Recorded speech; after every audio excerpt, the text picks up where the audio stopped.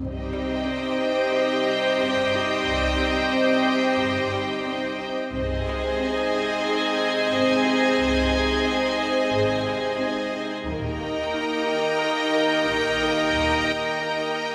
is SOG? Military Assistance Command Vietnam Studies and Observations Group was a highly classified, multi-service United States Special Operations Unit which conducted covert unconventional warfare operations prior to and during the Vietnam War.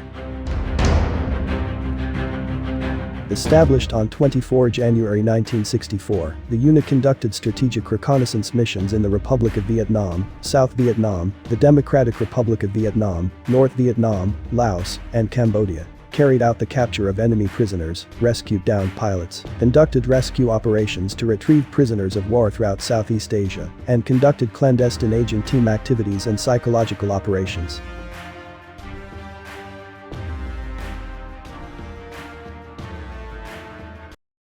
I am your host, Bruce Christensen.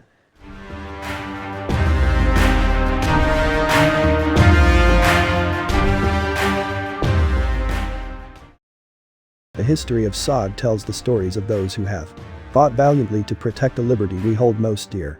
The history of SOG has preserved and honors the legendary feats of our SOG soldiers. The history of SOG provides military history to today's soldiers, veterans of all conflicts, their families, and to the public at large. Our mission is to educate, inspire and engage our communities now and for generations to come.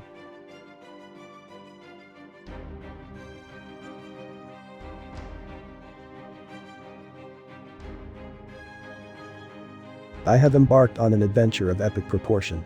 I have designed a new website, the History of Military Assistance Command Vietnam Studies and Observations Group. Within the contents of the site, I have documented all aspects of SOG from 1964 to 1972, including overall history of SOG, SOG chiefs, bases, mission, teams, virtual museum, individual stories, pictures, videos and so much more. There is also a store to promote SOG authors, books, and other SOG-related items. www.sogsite.com.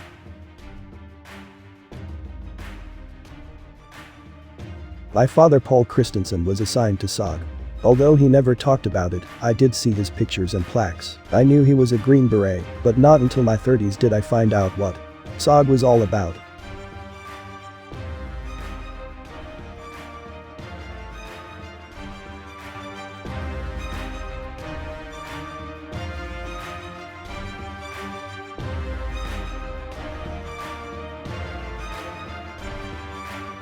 The website, blogs and videos are dedicated to all the SOG warriors and the supporting units, such as the air assets, maritime operations, MACV forces and all of the indigenous troops assigned to SOG. One such warrior is Bob Donoghue. Bob Donoghue was born on December 12, 1945 in Oakland, California. Bob graduated from Windsor High School, Windsor, Connecticut, class of 1964. Bob joined the Army on 18 November 1964. Bob's first tour of Vietnam was in November 65-66, assigned to 41st Signal Battalion at Pleiku. In January 1966 Bob was loaned out to ODA 227 at Bong Son for Operation Masher. In July 1966 Bob was loaned out to ODA 251 at Plei Jaring for 10 days. Then sent to ODA 253 at Duc Cu. Duc Cu had experienced high losses, and Bob was asked if he would assist them. Bob was paired up with Special Forces Sergeant Bob Johnson. They took a patrol out to the Chu Pong outpost on the border. A few days later, a 3/4-ton truck with indigenous hit a landmine, and there was a lot of wounded in action. Sergeant Bob Johnson and Bob Donoghue went out there, and Sergeant Johnson guided Bob Donoghue with instructions on how to treat the wounded. The few weeks that Bob spent with Sergeant Johnson convinced Bob Donoghue that he wanted to be in Special Forces. Bob's team wrote some letters for him. The B team in Pleiku arranged an interview at the Special Forces Operations Base in Nha Trang. At the Special Forces Operations Base, Bob passed a written test and the interview. Orders were requested for him to attend jump school at Fort Benning, with follow-on orders to attend Special Forces Training Group at Fort Bragg. After training group, Bob Donoghue was assigned to Company A, 3rd Special Forces Group. Sergeant Major Francis Reddy, who put his beret on JFK's casket, was in charge. 3rd Group was doing classified missions in the Congo. If you were black or spoke French, you were forward deployed. Bob had two choices. 1. Permanent KP duty 3 days a week in the mess hall or permanent CQ 4 days a week. Bob chose number 1. After 2 weeks Bob went to the payphone outside the mess hall and called Mrs. Billy Alexander. Bob told her his dilemma. She said the only opening was in SOG. Bob asked her what SOG was. She said it was classified but to ask around.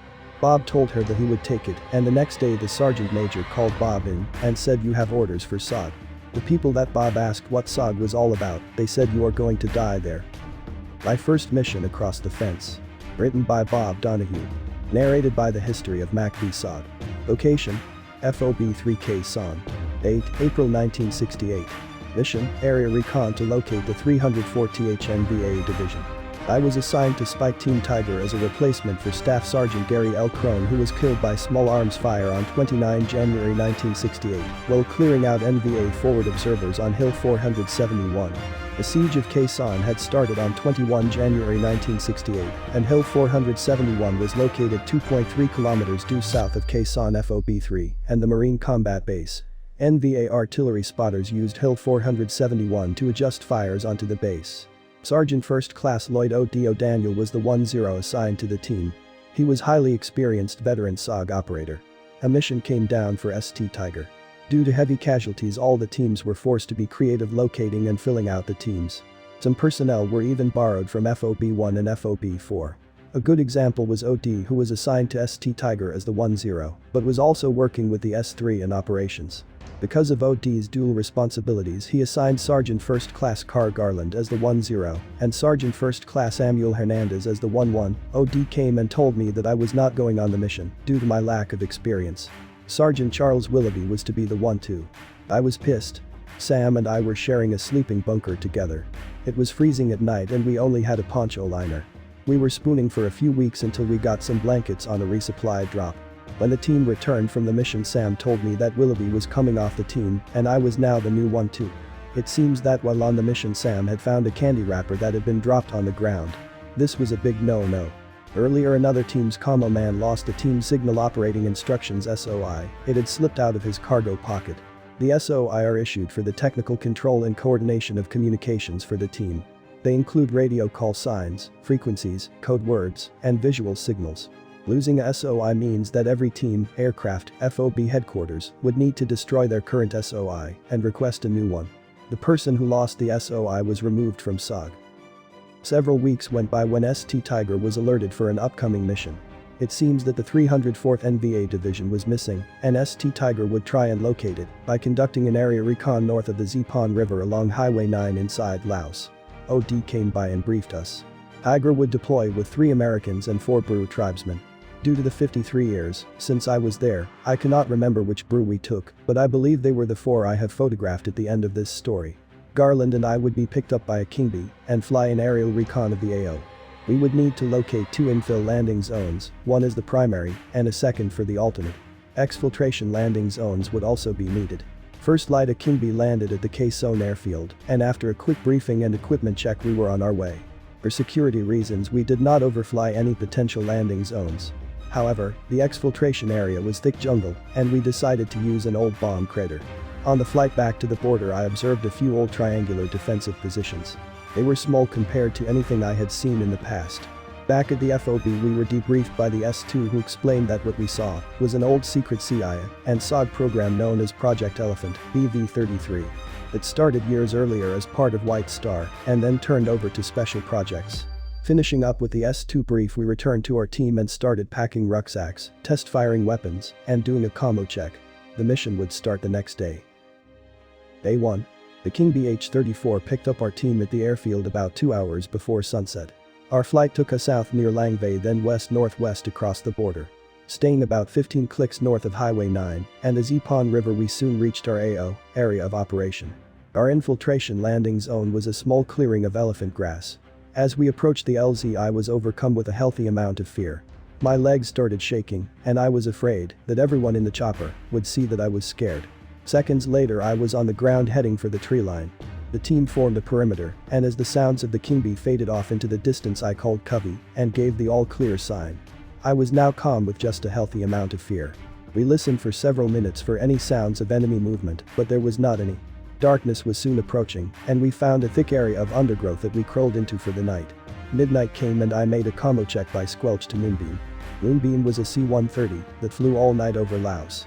One click of the handset from me would be answered by 2 clicks from Moonbeam. Day 2. First light began day 2. I had to make a A-to-M commo check to make with Hillsborough. This was made by squelch. Hillsborough was the daytime C-130. Our old French map showed that we had 2 ridge lines to cross before being able to observe the Zipon River Valley. The afternoon would reveal the truth, there was 3 ridge lines to climb. Just before reaching the top of the last ridge or hilltop we came to a high-speed trail. It was about 12 feet wide, concealed from the air and several strands of commo wire running along the side. The team had no wiretap equipment, so we left it alone, backed off, and continued down towards the road, Highway 9. We found a good spot to observe the road and river and take a break. Garland and I got together and wrote a SITREP situation report, which I had to encrypt and send to Hickory, our radio relay site, by PRC-25 FM. By this time, the team was getting seriously low on water.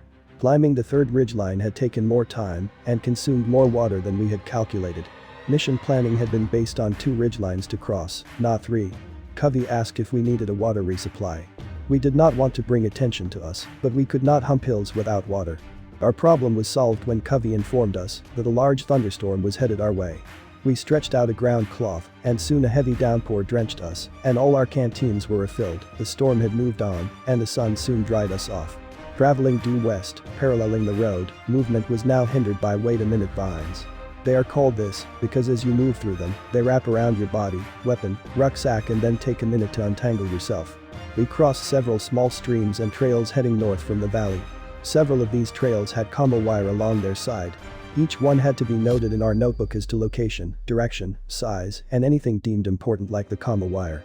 Day 2 was ending when in the distance we heard a single gunshot. This could only mean that a tracker had picked up our trail and was signaling. A dense thicket was found which would be our overnight resting spot. Claymore mines and a few toe poppers were emplaced around our thicket. The 1800-hour commo check was made, and Covey was told about the signal shot. During the night there was quite a few displays of 37 Mike anti-aircraft rounds going off to the west. The team maintained a 50% alert status until daybreak. Day 4. At first light, Covey came up on the radio to brief us about our extraction. There would be a King B and 2 Marine Huey UH-1Es gunships. Contact with the aircraft would be by signal mirror. The exfil LZ was about 300 meters from our location. 2 crew were sent out to recon the LZ. 1 returned and gave an all clear. The team movement to the LZ was uneventful. We notified Covey that we were ready for pickup. Soon we heard the helicopters, and a gunship pilot requested a mirror flash to show our location. Since the wind was from the north, we asked that the King B land from the south. The team was positioned on the east side of the LZ as the H-34's door was on the right side. Well, the King B came in 180 degrees opposite of our request, causing a dangerous run around. Half the team had to carefully avoid the tail rotor. Garland was the last to load on the helicopter, and the King B lifted off and headed east to Vietnam and Khe Sanh. Arriving at Khe Sanh there was a large crowd meeting us and handing out beers. The team was given an hour to clean up and eat something for breakfast. Of course, the only food available was PIRs, lerps, and sea rations. The rest of the morning was taken up at the operations bunker with our debriefing. St. Tiger came away from this as a successful mission. 4 days on the ground with no casualties. Elements of the 304th NVA Division were proven to be in the area that our artillery strike had hit. This was backed up by signal intelligence the next day. Myself, I was no longer a cherry, having completed my first mission. When the TDY teams left Vietnam, St. Tiger and another team took over HF El Dorado. Bob's team was relocated to My Loc. In November 1968 Bob expiration term of service ETS out of active duty and joined the 11th Special Forces at Fort Stevens. In 1984 the 11th Special Forces was closed out and Bob transferred to the 20th Special Forces Group. Bob retired in 1999 as a Master Sergeant running the company's operations. Once Vietnam was reopened to Americans, Bob returned back to Vietnam many times. There he assisted the Brew Mountain Yards with medical supplies, clothing and money. Bob is a member of the Special Operations Association SOA and has donated many SOG-related items to SOA. These items are displayed at SOAR and hopefully in the Special Operations Association Museum when built. Bob Donoghue, the true American hero.